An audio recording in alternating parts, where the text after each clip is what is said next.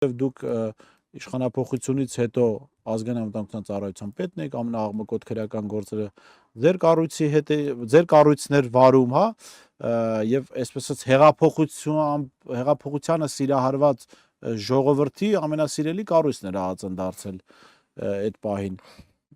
Եվ դուք կարող էիք իրականում իմ գնահատմամբ, կարծում եմ շատերը ինձ հետ կհամաձայնեն,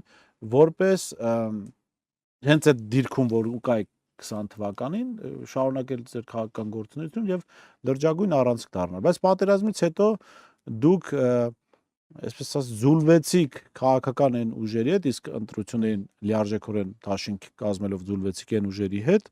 որոնց դեմ դուք որպես ազգային անվտանգության ծառայության տնօրեն պայքարել եք։ Ես որևէ ուժի դեմ չեմ պայքարել, ես պայքարել եմ Լավ, գործիչների հետ։ Ոչ է գործիչների դեմ եմ պայքարել, ես պայքարել եմ քրեական օրենսգրքի շրջանակներում կատարված ենթադրյալ հանցագործությունների Շատ լավ, ենթադրյալ հանցագործություն, բայց